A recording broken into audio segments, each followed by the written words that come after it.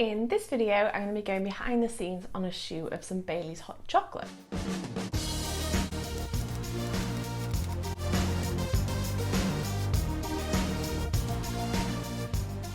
What's up YouTube, and welcome back to my channel. This video is going to be the Christmas series Bailey's hot chocolate video. This was meant to be aired just before Christmas, but as my honeymoon got cancelled, I thought instead of taking 2 weeks off in January, I'll take a week off just before Christmas and I'll come back in January to share this video and some other really good videos with you. So in this video, we're going to be using 2 tips that we've already seen in the Christmas series. So we're going to be using the festive Christmas lights and the bit of Christmas tree to help tell a Christmassy story in our image. So that's these just here. And we're also going to be using some food as props like we discussed in the flat lay video to help, again, to tell a story in our images. So there's kind of a theme here. We're trying to create a really nice story with this hot chocolate image. So when shooting hot liquids or foods, if it doesn't need to be presented warm, I tend to cook or prepare it quite early so it gives it time to cool down, which makes it a lot easier to work with. So before we do anything, I'm going to start making the hot chocolate. This is going to give it plenty of time to cool down while setting up, so the things like the marshmallows and the chocolate don't melt straight away when they go on top of the hot chocolate.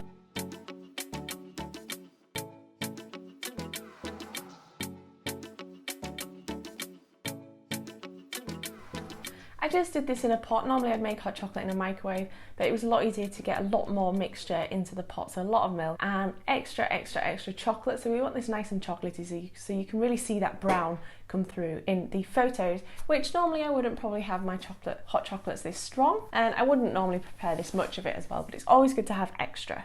Now we've got the hot chocolate cooling, we're going to go ahead and get the studio set up. Like all the pictures in the Christmas series, I'm going to be using my DIY wood background for a nice Christmassy dark feel, and then we're going to go ahead and get all of the props together. First thing is these mugs. So I got these recently and I thought as soon as I got them I thought they'd be perfect for some hot chocolate pictures. So after getting these mugs, I'm going to gather all of the other props that I've got stored away that I feel would be really suitable for something like hot chocolate. I always get anything that I might use, not necessarily things that I think I'll use. It's always good to bring a lot of extra props with me, mainly because my props are all kept downstairs and I don't want to have to stop halfway through shooting just to come get something, and grabbing something in particular might trigger a new idea or something I hadn't thought of earlier. So now I'm going to get all of the props and ingredients and food and things like that I've gathered for this shoot, and I'm going to just look at it all together, and this helps me eliminate some of the things that definitely won't work, something that might be too distracting, too big, anything I really don't think I'm going to be using. I'm just going to get it out of the way, and then that gives me a better idea of the things I definitely do want to use, what looks good together, what maybe fits quite well, and keep these on hand ready to add and take away into the pictures.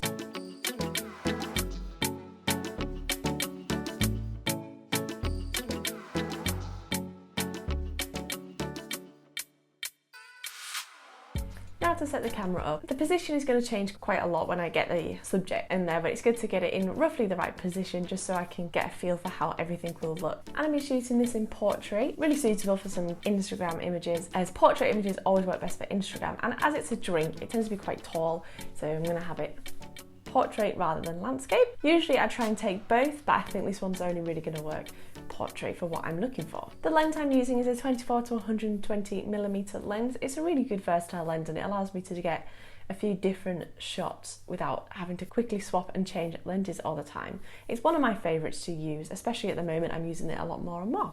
So I'm going to get the Christmas lights set up and the lighting and the camera all exposed properly for them. This just means that they can stay still when I'm getting the hot chocolate in, as the hot chocolate isn't going to sit for very long with all of the marshmallows and things like that that's going to be going on top of it.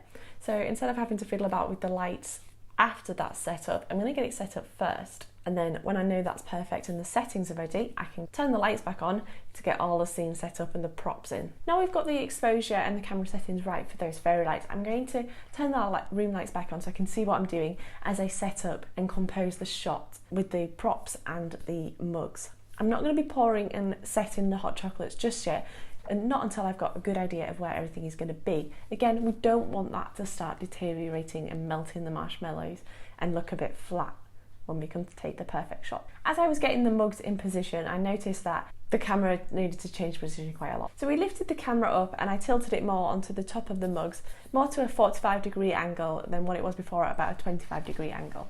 This is so we can see a lot more of the interest on the top of the mug, which is where we're going to have the marshmallows and the sprinkling and that sort of thing. So there's going to be a lot more you can see on the top of the mug than from sort of nearly straight on.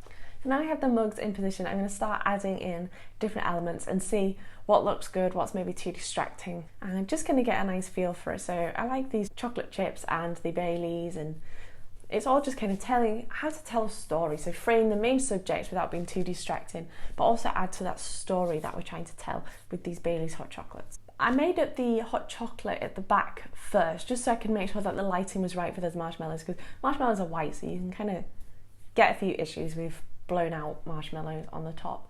So I wanted to make sure that one was right, and then I waited until the last second after I'd got everything else arranged to add in the hot chocolate to the hero hot chocolate, so that one at the front, mainly because I wanted to do a pour shot. So that's obviously something that I wanted the scene to be fully set up for. And it's always something nice to add if you're doing anything. It's always good to add that little, like I say, extra bit of story, so like it's just been poured ready for you to drink.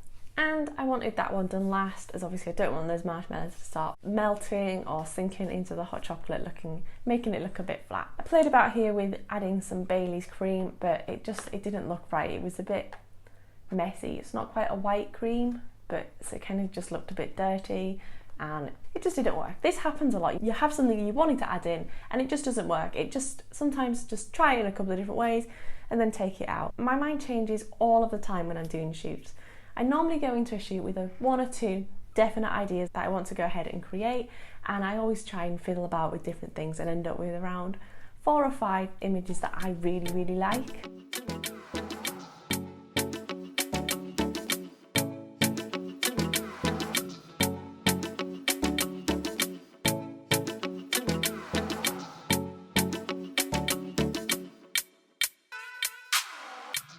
At the end of the shoot there was a lot of mess, as you can see here, but that's kind of what added to this image. It was quite a messy, busy image, but it was all telling a story about those hot chocolates.